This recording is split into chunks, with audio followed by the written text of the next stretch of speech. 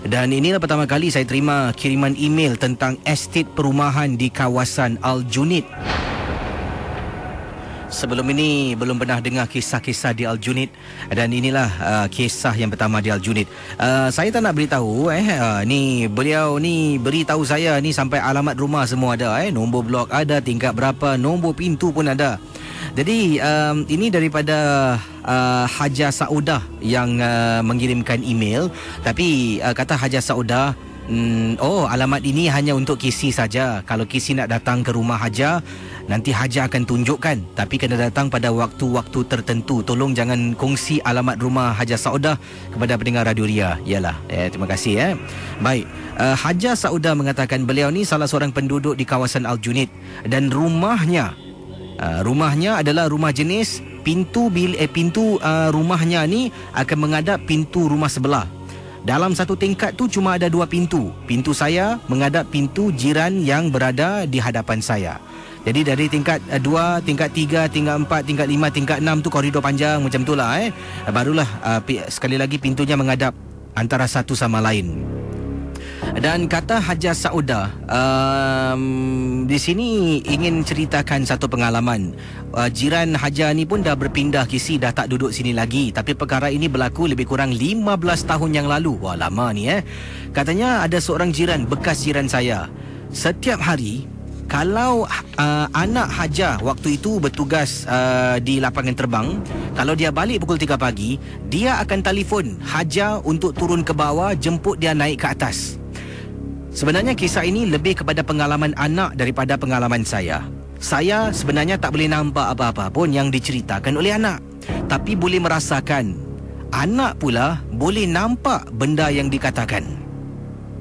Jadi pada malam yang pertama lah, dia balik dari tempat tugas, dia ternampak benda tu.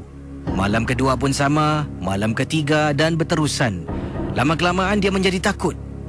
Jadi bila dia pulang, dia beritahu Haja suruh turun ke bawah jemput dia. Buka saja pintu, meremang bulu roma, tapi tak nampak apa-apa. Turun bawah jemput anak naik atas, barulah anak ceritakan kenapa.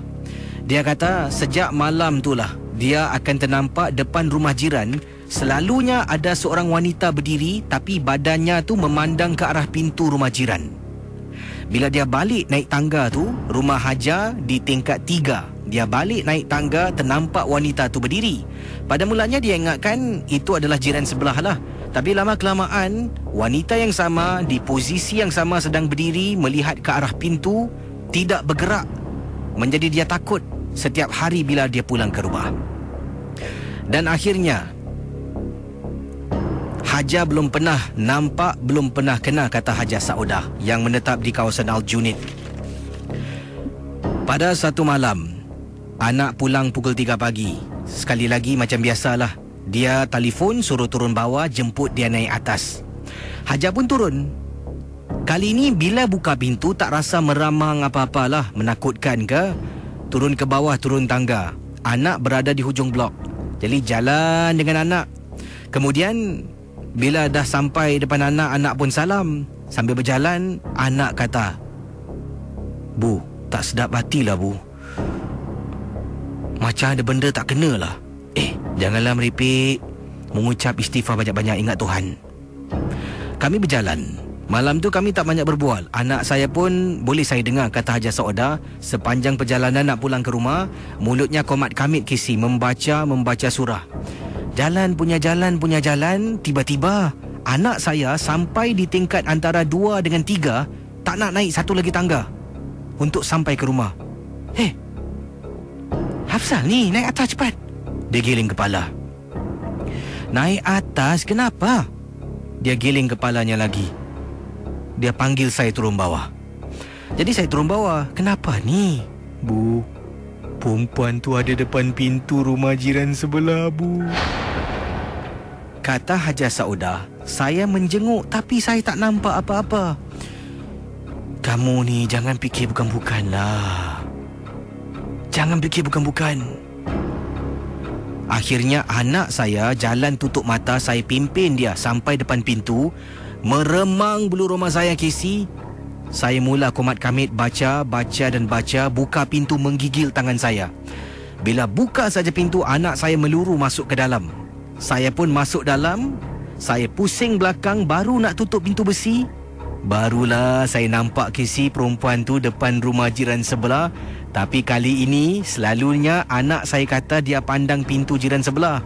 Kali ini wanita tu berdiri memandang ke arah saya. Bila saya ternampak, saya istighfar. Astaghfirullahalazim. Saya tutup pintu, masuk ke dalam, duduk di sofa berkali-kali. Saya baca dan baca dan baca, tenangkan jiwa dan perasaan saya.